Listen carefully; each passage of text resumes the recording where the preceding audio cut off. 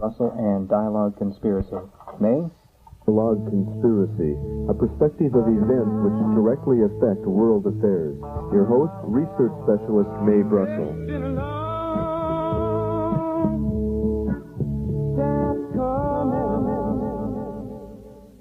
Good afternoon. Again, another Monday rolls around, and time for Dialog Conspiracy.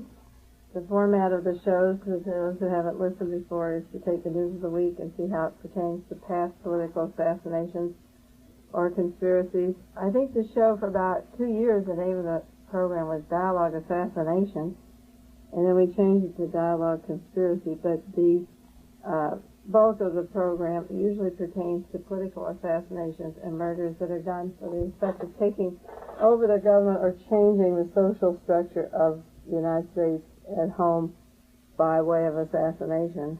And two women were in the news today, in the papers today. One was Mrs. Allende, who arrived in Mexico, and the other is Martha Mitchell, who says John has left her.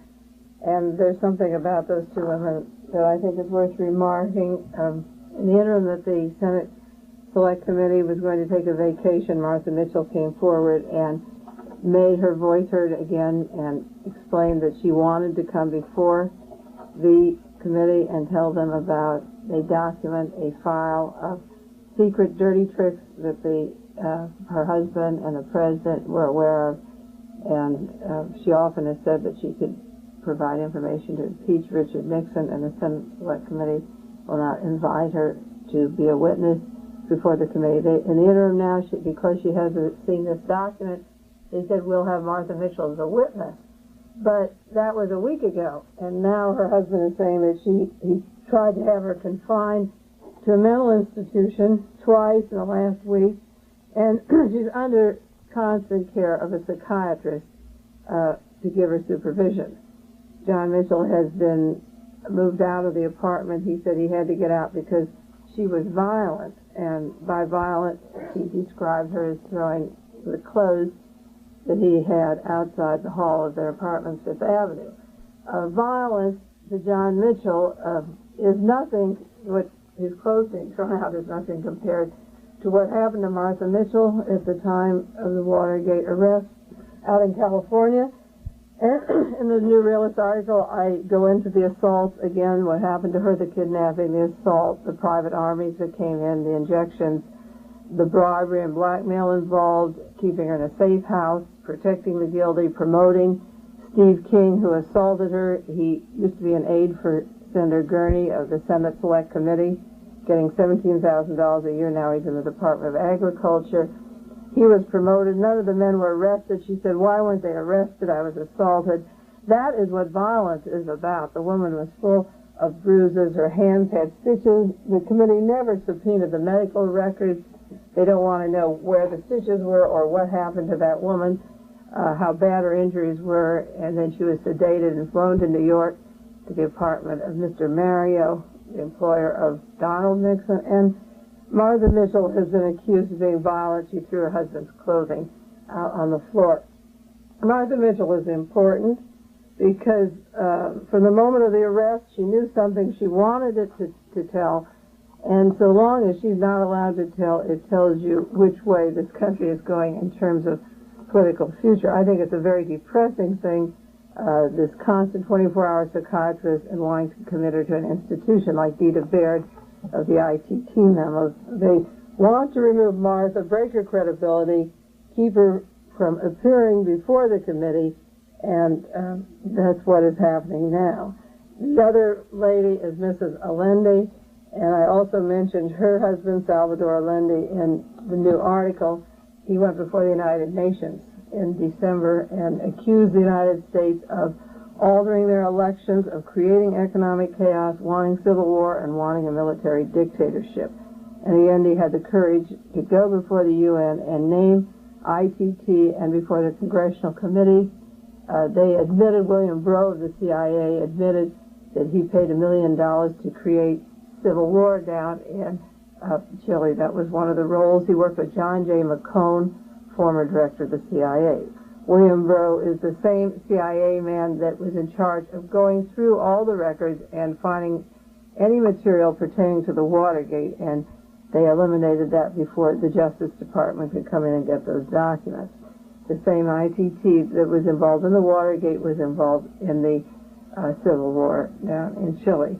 The parallels between the American Civil War, the conflict here, and the Greek military junta have been made on my programs over and over and over again down the line, the same people that are in power. And if that was too far away in 1967 and you haven't read a book like Death of Democracy by Stephen Rousseau, then watch Chile, and the way Chile goes is what the president intends to do as he gains his military muscle in the United States, having Mr. William Colby become director of the CIA at a time where he still has 40,000 political prisoners in Vietnam, opposing through the man in charge of the Phoenix program, lets you know that the covert operations at home and abroad will continue. And his first little operation, he's been there since the OSS days, working with Mr. Richard Helms and Alan Dulles' original team. And the first victory in terms of the way they worked for the CIA was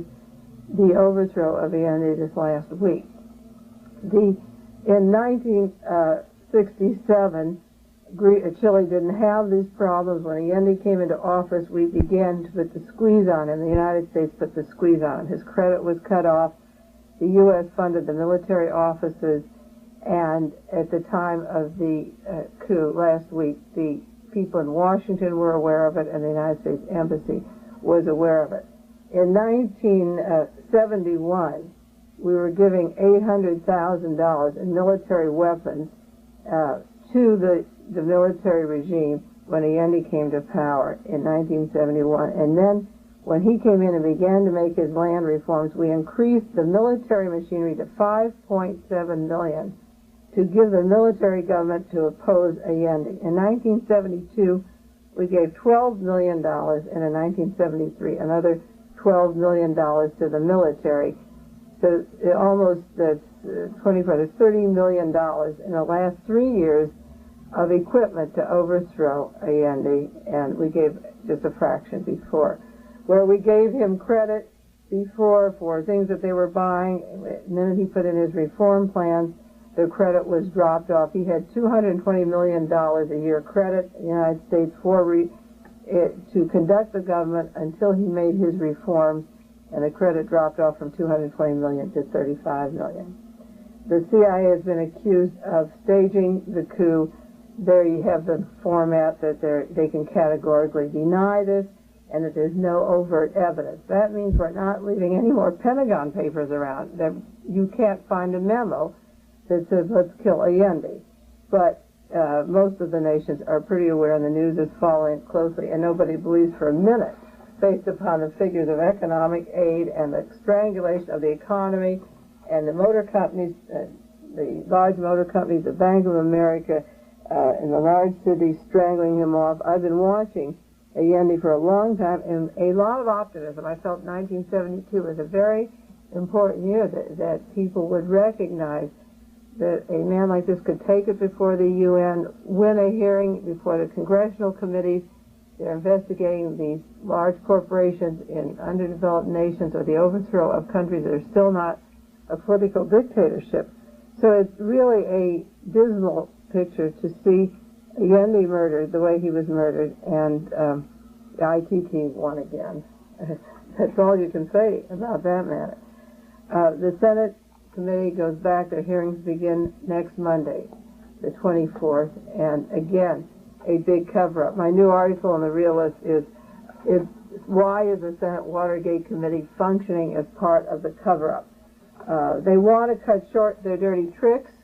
They don't want you to know about them, and there was an interesting article by Mr. Inouye. This isn't Baker, the apologist for the Republicans, or Mr. Gurney, who's been named 3 times by various witnesses. This is Mr. Inouye, who said something really startling in terms of dialogue, conspiracy, or assassination. He said he had great fear and doubt that they should go into the dirty tricks. This is what he said this week, because he posed the question, where do dirty tricks end, and where does crime begin?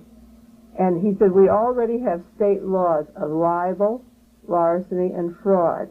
And so the federal government, maybe they shouldn't get into crimes. And this, he said, if we decide that we go into this area, what do we do about the crimes?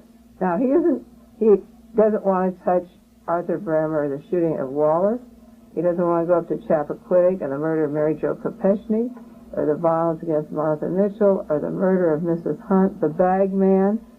And he wants to draw a line between what's improper and unethical and where the crimes begin. And he's afraid to go to the crimes. Well, I should think the crimes would be what it's all about. So Mr. Inouye has said, and the committee has said, that we will go to Donald Segretti down in Florida, and we'll learn about a letter he wrote against Muskie, and a few dirty letters about Senator Jackson or Humphrey having illegitimate children.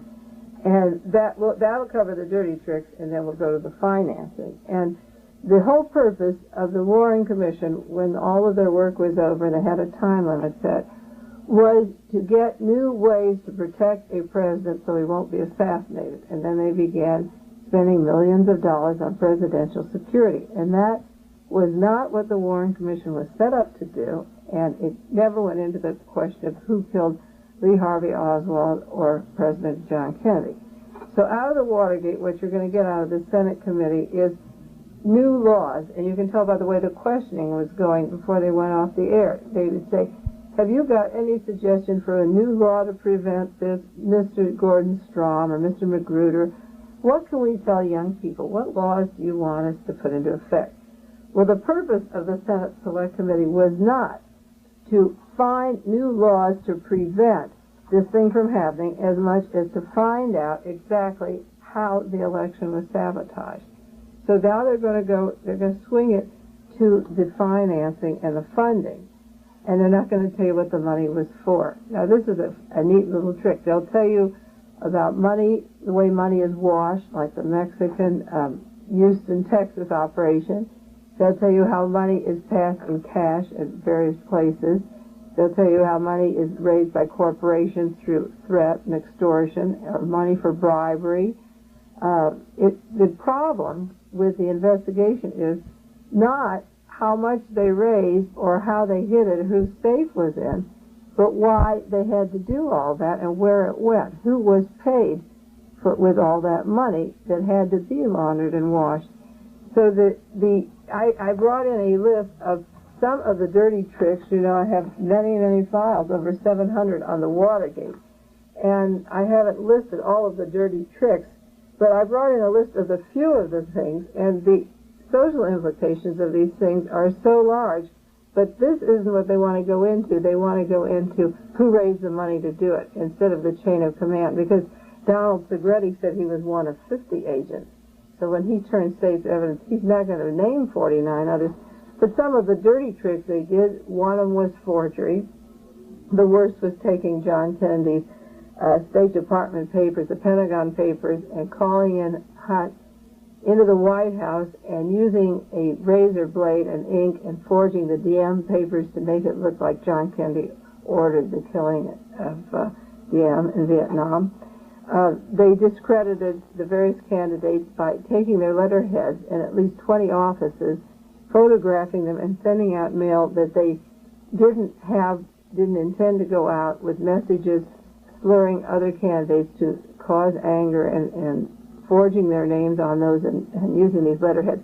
At the time they were arrested at the Watergate Hotel, James McCord had in his pocket admission slips to the Democratic Convention in Miami, and they were going to reprint, he said, hundreds of these so that more people would show up, and this would create a riot, and they'd duplicate them maybe into the thousands, and everyone would get in the hall, and certain legitimate people would be left out, and others would be left in, and they could make a big demonstration inside. They did this letterhead thing down in South Carolina, that Billy Graham Day, for Richard Nixon and Billy Graham, and ordered the duplication of thousands of tickets so that some couldn't get in and some could. I think the Coliseum had 2,000 people. They printed something like 30,000, outrageous amount. They went all over the town, and everyone thought they were going to get in. They rigged the TV polls, the paid ad for Haiphong Harbor, but when it was brought up before the committee how they rigged the TV polls in California in '62 with Mr. Haldeman and Richard Nixon in a lawsuit before the courts. Senator Sam Ervin hushed that up and didn't want that in the record.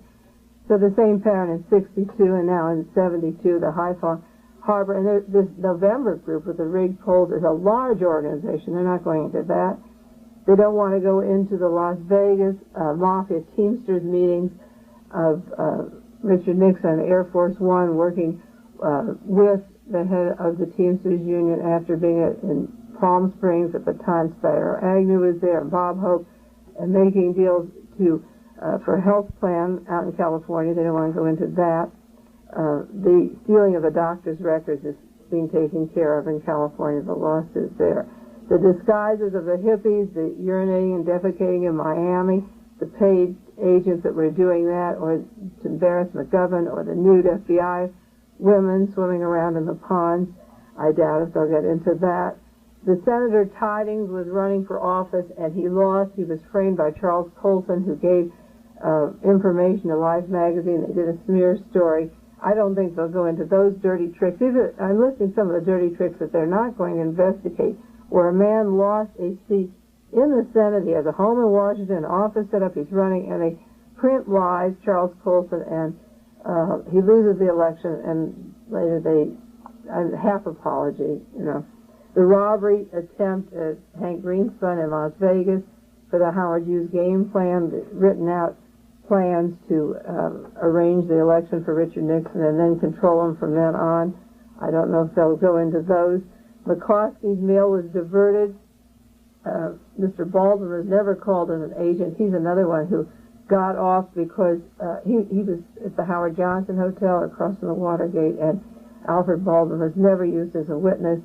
He's an ex-FBI man and a escort also for Martha Mitchell, and carried Fred LaRue's gun around on airplanes with Martha Mitchell. He helped divert McCloskey's mail in California. He won't be called. The fake riots and demonstrations the time J. Edgar Hoover died, and the Cubans brought up from Miami, Bernard Barker and Martinez, Gonzalez, and they brought in a whole team and faked these riots to discredit people who would defame the name of J. Edgar Hoover, when this team actually was saying that he was senile. They would sneak things out of the FBI office. They were the ones that were working against J. Edgar Hoover, that secret team.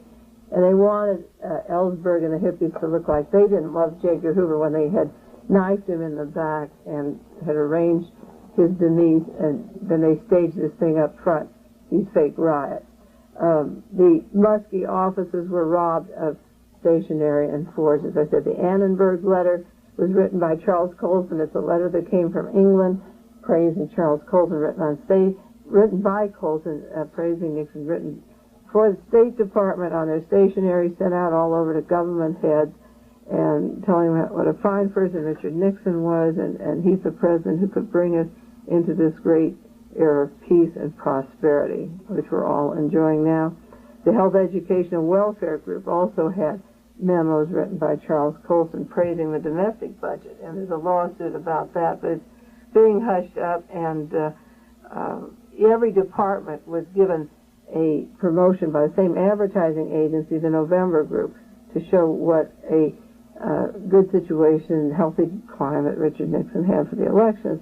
He was setting the whole emotional scene for people to be secure that every department that he had was working to their very fullest, and these were ads paid by these provocateurs that went in, that belonged to organizations that didn't exist, from funds that they didn't know where they came from, praising government agencies. The San Jose provocateurs will not be looked into. Congressman Edwards has been asking them to look into that. Haldeman was in San Jose just before Richard Nixon appeared. The rock throwing didn't actually take place. There was a lawsuit about that, claiming the innocence of the people who were accused of being involved. They said they were provocateurs, and when the Watergate broke, they asked for that to be investigated. That isn't going to be investigated. Humphrey's drunk driving charges, Donald Segretti was framing him with fake letters, and I don't know how much of that. The Muskie letter and the racial slurs up in New Hampshire, Donald Segretti is going to take those charges in Florida. That is one of the few things. Now, the aircraft towers controlled in Chicago, Florida, and Oregon were all tampered with when planes of candidates arrived. One with Henry Jackson in Florida, the lights went out on the field before he landed. Planes landed in Salem, Oregon, when they were supposed to land in Portland. All these people inconvenience, which means that maybe 1,000 people are going to a rally, they have tickets, the man doesn't show up. I remember when McGovern went to San Francisco, and he was supposed to speak to a large group in San Francisco. He had a good following. And they moved the meeting down to Fisherman's Wharf, and 5 people were there. It was really pathetic, you know, and they were talking about on KGO, and somebody called into Salinger and said, look, you're managing that guy's campaign. There's 5 people there. And I think Jim Dunbar said, you know, you can have our station. You can reach 100,000 people. Why don't you use our radio program? And he said, Salinger, you've been accused of sabotaging the McGovern campaign to leave it ready for Ted Kennedy. Are you the people that are hurting it? But there's so much confusion, and these planes were brought down in the wrong cities. The control towers were controlled, and the Chicago airplane tower was controlled at the time Mrs. Hunt's airplane went down through manipulation on the airplane, also in the control tower. So that's 3 cities there, Chicago, Florida, and Oregon. And how many more are there? The question is how many more airport towers are in Philly where you can control a situation, whether an airplane comes in without lights, or whether they're told to go on to the next place, they can't land on the field where they actually could have landed. The switchboards at the hotels, I have files of people at Miami at the time of the convention, and in San Diego at the Beverly Hills Hotel in California. Switchboard operators not giving messages, getting the messages mixed up. Wiretapping, conspiracy lawyers, Arthur Kinnoy, 23 conversations were wiretapped. He was representing a case in Chicago. The FBI breaking into the underground press around the country. At 8 newspapers, they had records of breaking into the press of 8 underground newspapers. There were many call girls hired in Miami, in addition to the ones that Liddy talked about. And there was an article last week that when Senator Muskie was up in New Hampshire giving his famous speech, that an agent had said he gave LSD in his drink or food before he appeared in public, and one reason for his crying is that they'd give him LSD. And there are Alan Cranston, they're not going into the gemstone story of Alan Cranston and the girl that got LSD, and he was given a stiff fine, and there was a long trial in trying to embarrass Senator Cranston. The Chilean embassy was broken in April 71 and May 72 by the same Watergate team that was out of the Ellsberg case. They flew from California to New York City, and the Senate committee isn't going to go into breaking into these embassies. The Brookings Institute, they're not going to continue. They have mentioned these things. Witnesses the attempted firebombing of the Brookings Institute, but the Senate Select Committee doesn't go into the chain of command like they did earlier. You see, they broke the chain of command too easily through the last Senate hearings, where the president has a lawyer named Herbert Callback, and he goes around raising money from people that want Richard Nixon in power, and then Callback meets with Mr. Caulfield of the Treasury Department, and Mr. Caulfield lines up Anthony Laswitz, who works with the New York Police Department and has access to all of their files on radicals and minority people. And the team, then Caulfield and Laswitz can send out their chain of command, and they were up at Chappaquiddick. They were involved in the Arthur Bremer situation.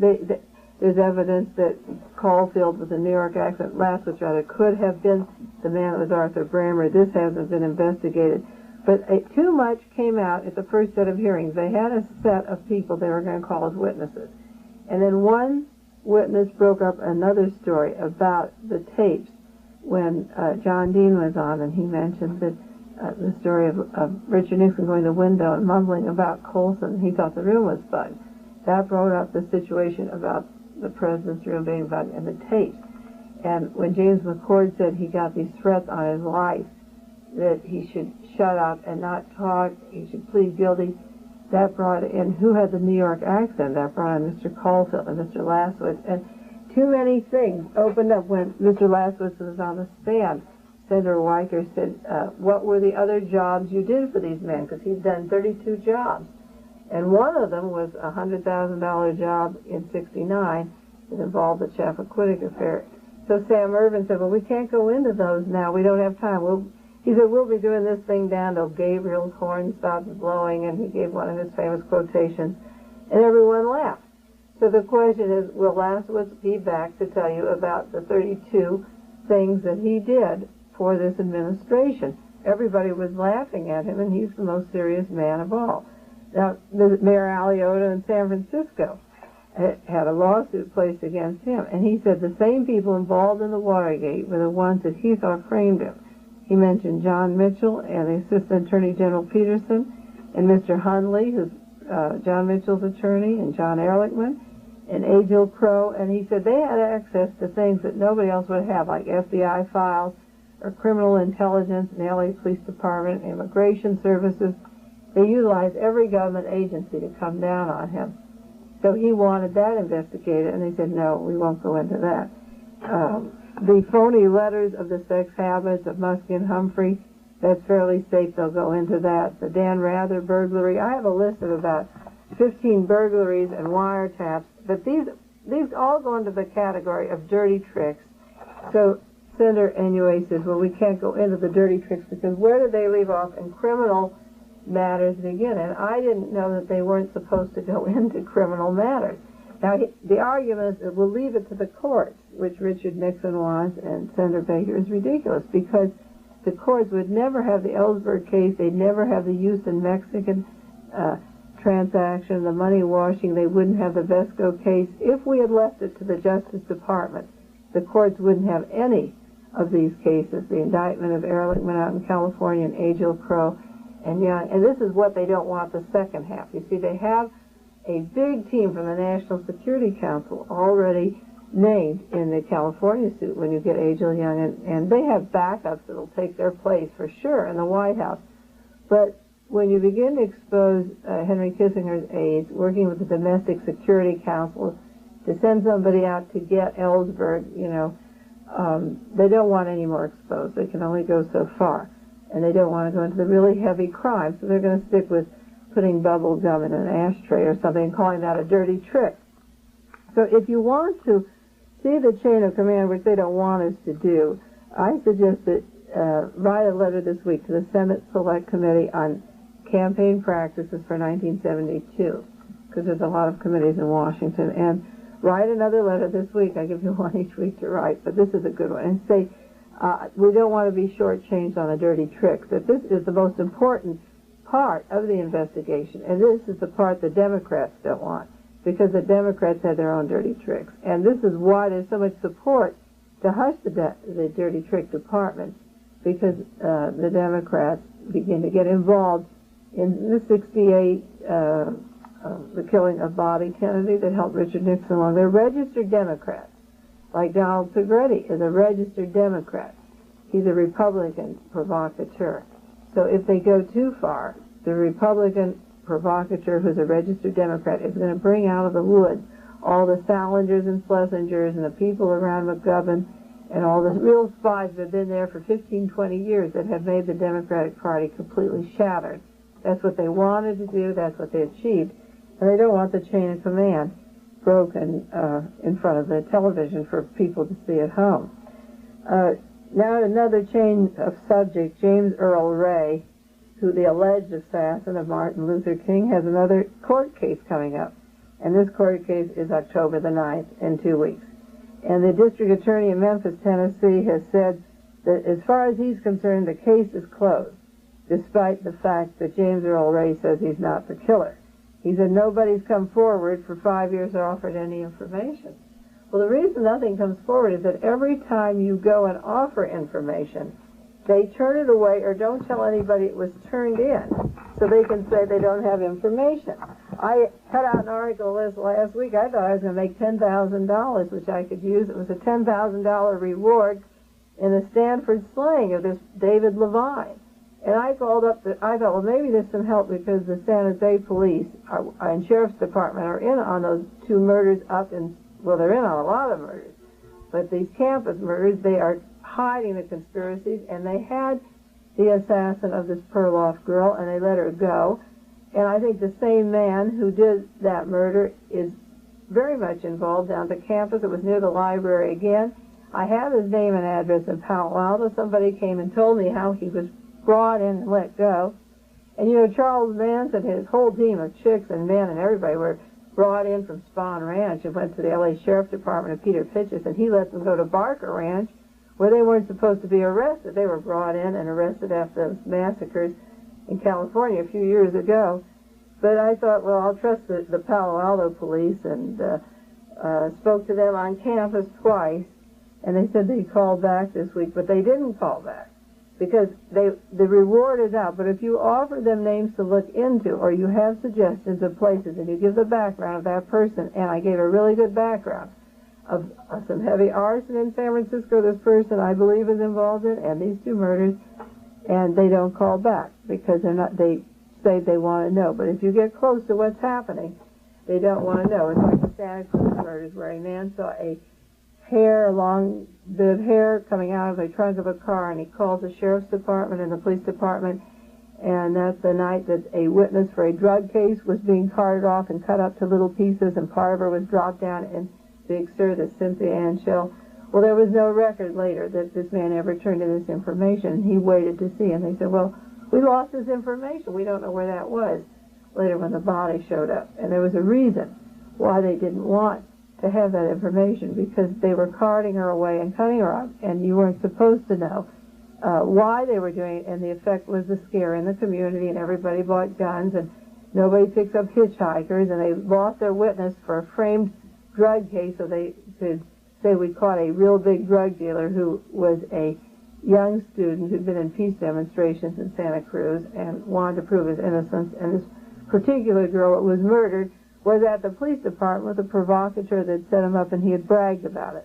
So she was to appear at the trial, and she was murdered, and they brought her. She was murdered at the time. There's a whole series there at Santa Cruz, but the Mullen series that he's claimed he's done, and I don't believe he's done all of those either.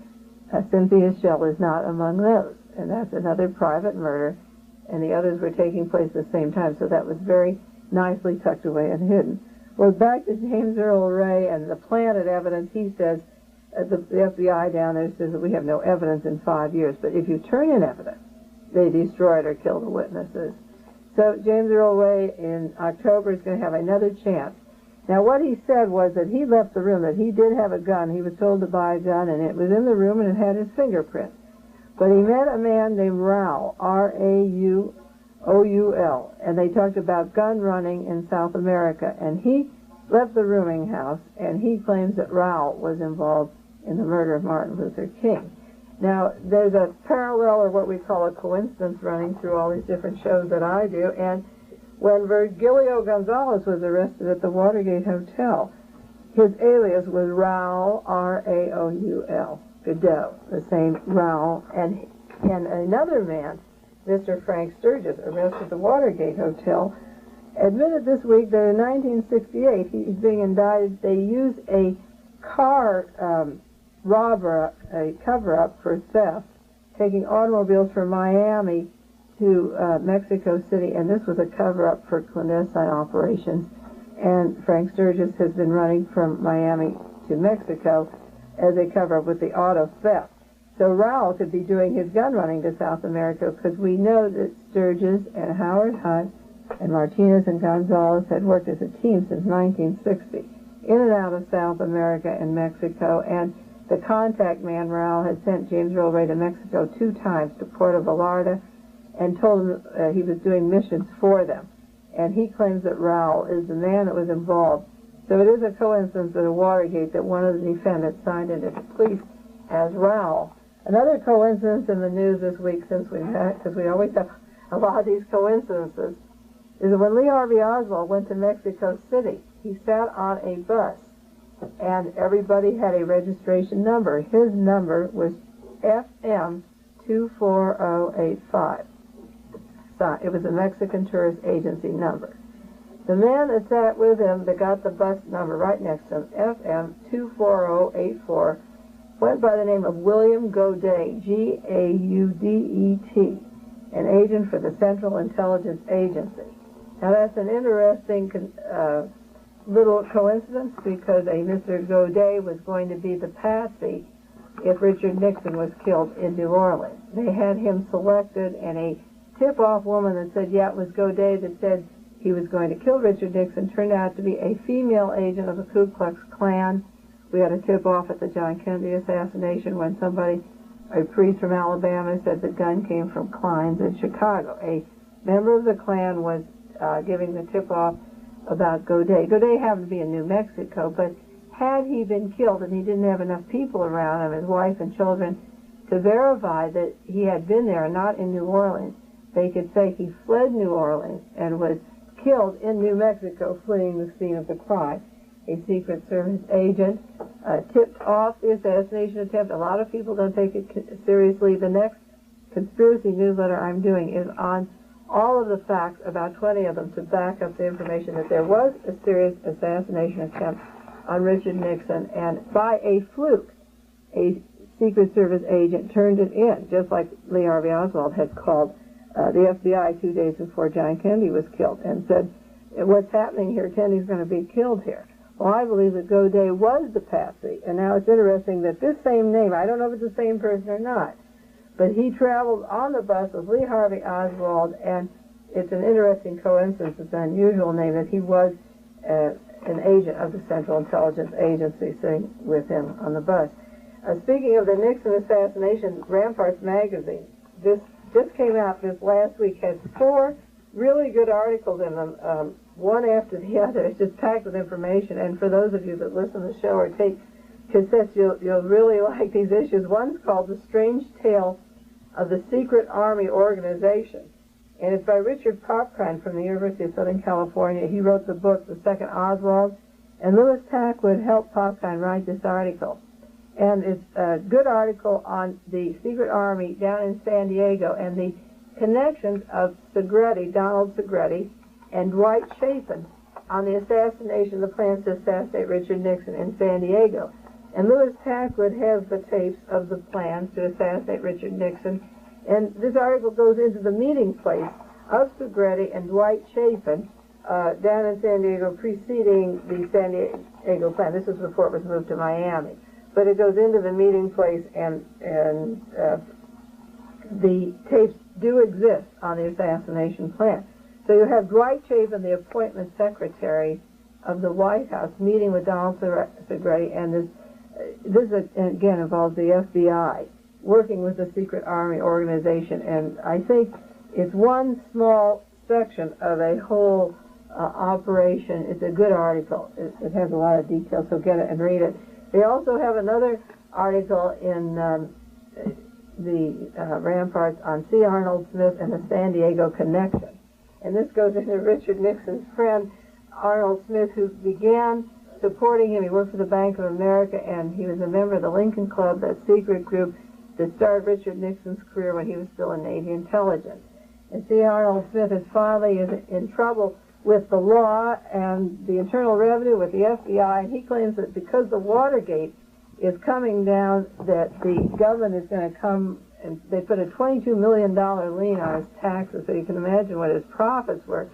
That was a 69 thing. And he claimed this year, because the Watergate, everyone wants to get even with Richard Nixon's friends. But the truth is that before the Watergate, nobody could take these cases to court. They had all the evidence on C. Arnold Smith before to take him to court on many, many charges. And there's some excellent articles out on C. Arnold Smith's connections to organized crime, the syndicate, the mafia, and it's a good article. That also is in Ramparts. The New York Times and Washington Post had a long article on C. Arnold Smith this week, which was excellent. And one of the things that was really important, he has an attorney by the name of Donnelly. And Donnelly not only represents C. Arnold Smith with all of his mafia connections, but he lived at the Desert Inn Hotel in Las Vegas from 1962 to 1968 and was their accountant. He's been charged, he's representing clients who are in charge of taking the skimming money from Mexico to Switzerland and the Bahamas.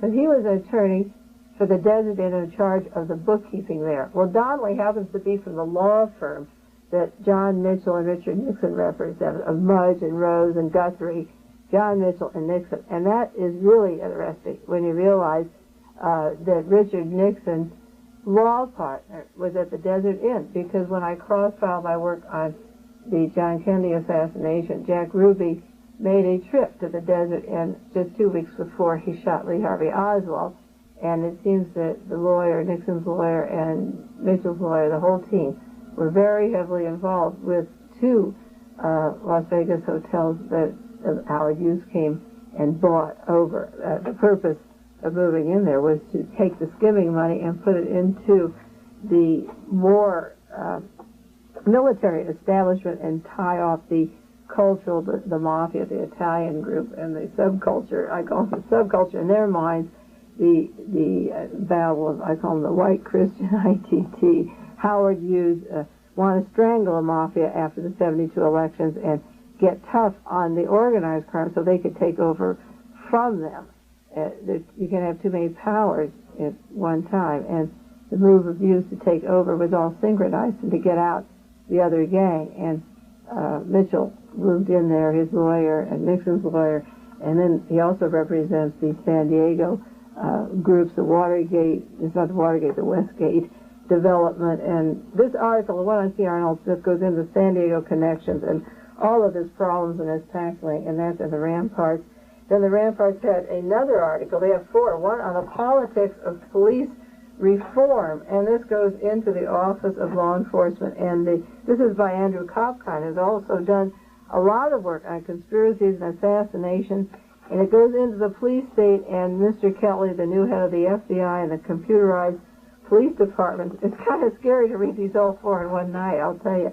And about the CIA helping setting up the law enforcement in each individual city. And this, again, was the reason for having to remove J. Edgar Hoover at this time, to take control of the FBI and computerize us into the Defense Intelligence Agency and the CIA.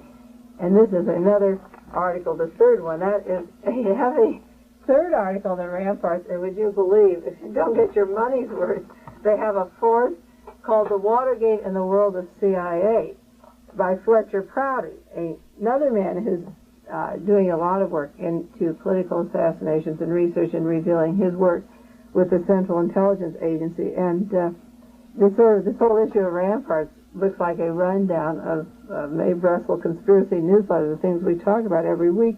And it begins by saying, explosive as the Watergate revelations have been, no disclosure has been more ominous than the 1970 domestic intelligence plan attributed to the pen of Tom Charles Houston. The plan, and it goes into electronic surveillance and so forth. And what Fletcher Prouty was saying, and he worked many years with these people, with Dulles, McCord, and Oswald, he knows the whole team, was saying that Tom Charles Houston did not write that plan, the Frankenstein monster. It was put out by the military, and he only presented it. Well, in the new conspiracy newsletter, I have down one of the witnesses to be called before the committee that they won't have. One was Martha Mitchell, the other was Louis Tackwood, one is William Sullivan of the FBI, Division 5, and the other is Tom Charles Houston. Because I read very carefully the 1970 plans, and there is no reason to believe that Tom Charles Houston could ever write such a document. He's got all the instructions and orders for Richard Nixon, and the way it reads, there's no way that this lawyer from Indiana, from YAF, Young Americans for Freedom, could write that document. That had to be written by the Pentagon. It had to be written by the intelligence agencies. Well, Prouty works inside. I deducted from the way it was written that it was impossible to have been done by Mr. Houston, but this is a man, Fletcher Prouty, who's worked inside the system and says it was written by Melbourne Laird and the Pentagon, and he gives his reasons. And that's the fourth article in Ramparts. So those of you who listen to the show, get the new Ramparts. There's a picture of Spiro of Richard Nixon on it, and you'll get a rundown of a lot of the things we've been talking about. The San Diego plan, the plans to assassinate Richard Nixon, the police state, the CIA and the Watergate, and C. Arnold Smith. It covers the whole era in its own way, and the four articles are excellent. Last week we talked about the Supreme Court and pornography and the way that Richard Nixon decided to take the minority view of Reverend Hill in California, funded by LEAA to break pornography, the bookstores and magazines. I read that all of Idaho has gone clean as of today. that there are no playboys or anything. One state after the other will fall down, and they'll send these records to the next place, and they're clearing the newsstands, all movies and books, the libraries. Idaho went clean. Well, there was a memo. The next day after I did my radio show, there was a article, Dear Abby. Somebody wrote to Dear Abby on viewing the X films. And her opinion in one of her columns was that let them have them, that you shouldn't have police squads. It'll fade away of its own natural death, and if people want to see it, they should.